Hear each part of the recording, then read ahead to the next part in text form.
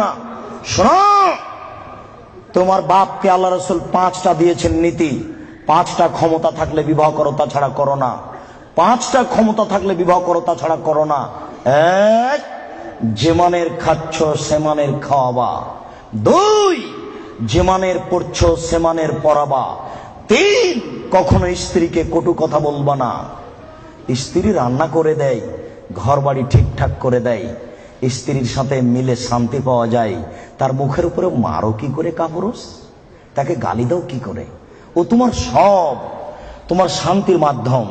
তুমি তার সাথে মেজাজ কড়া করে কথা বলো কি করে? আল্লাহ রাসূল বলছেন, খাইরুকুম খাইরুকুম লিআহলি ওয়া আনা খাইরুল লিআহলি। পৃথিবীতে তোমাদের মধ্যে সবচেয়ে ভালো পুরুষ হচ্ছে ওই যে তার স্ত্রীর কাছে ভালো। আমি মুহাম্মদ সাল্লাল্লাহু আলাইহি সাল্লাম আমার স্ত্রীর কাছে আমি ভালো। বহুত কামিনা পুরুষ হচ্ছে ওই যে স্ত্রীর কাছে খারাপ। আপনি স্ত্রীকে গালি দিবেন কেন? আপনি স্ত্রীকে কটু কথা বলবেন কেন? কেন আপনি স্ত্রীকে কটু কথা বলবেন? কখনো না। ওর বুদ্ধি কম। ঝগড়া তর্ক লেগে গেলে যখন খুব জোরে স্ত্রী আপনার কথা বলছে, তখন একটু থেমে যান, আপনি একটু চুপ হন। কেন? ওর বুদ্ধি কম। আপনি যদি মনে করেন আমি তার চেয়ে বেশি কথা বলবো, তাহলে আপনার বুদ্ধি কম। আল্লাহ নবী বলেছেন, কার বুদ্ধি কম? মহিলার। আপনি যদি তর্কে বেশি কথা বলতে চান, তাহলে এখন বুদ্ধি কার কম? আপনার কম। কেন আপনি তর্ক লাগলেন তার সাথে? খুব জোরে বলছে, আপনি চুপ হন, কটু কথা বলতে পাবেন না। অন্তত 3টে কথা মনে রাখবেন।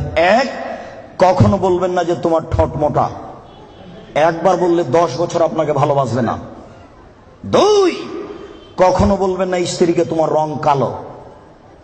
খালি বলবেন তুমি এত সুন্দরী, তুমি এত সুন্দরী, তোমার মতো কোনো নারী দেখি না। সারা রাত পাটি বেঁধে কখনো আপনি বদনাম করবেন না। 3, ভুলেও কখন শ্বশুর শাশুড়ির নিন্দা করবেন না। হ্যাঁ, তোর বাপ অমানুষ, টাকা দিতে চায় দেয়নি, এরকম কোন কথা বলবেন না। একবার শ্বশুর শাশুড়ি নিন্দা করলে আপনার স্ত্রী মরা পর্যন্ত কোনোদিন আপনাকে ভালোবাসবে না। 4, কখনো মুখে মারবেন না। 5, ওলা তাতর খাইল্লা ফিল বাইতে, আপনার স্ত্রীকে নিজের বাড়ি ছাড়া কোথাও থাকতে দিবেন না, কোথাও যেতে দিবেন না।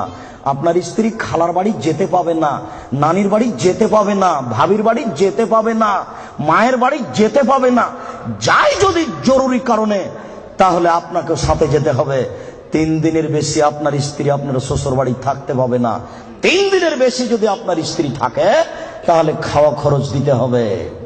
তোমার স্ত্রী চাচির বাড়ি যেতে পারে না, তোমার স্ত্রী দোকানপাট আসতে পারে কি করে, বাজার করতে পারে কি করে? কাপুরুষ, ধর্মকে পাগল পেয়েছ? বোকা মহিলা, তোমার স্বামী কি মারা গেছে? তোমার বড় ছেলে কি মারা গেছে? তোমার বড় ভাই কি মারা গেছে? বেহায়া, বেশরমা মহিলা, তুমি জাতিকে পাপী করে, তোমার অঙ্গ প্রত্যঙ্গ জাতিকে দেখিয়ে জাতিকে জাহান্নামের দিকে ঠেলে দিয়ে তুমি নিজেকে শিক্ষিত মনে করো না। ভুল হিসাব। তোমার বিদ্যাকে কবর দিতে এসেছি, তুমি মনে রেখো। তোমার মুখ দেখলে পাপ হয়, তোমার হাত দেখলে পাপ হয়, তোমার পা দেখলে পাপ হয়, তোমার শরীর দেখলে পাপ হয়, তোমার চুল দেখলে পাপ হয়, তোমার গোটা দেহটাই হচ্ছে অন্যের জন্য পাপের বস্তু।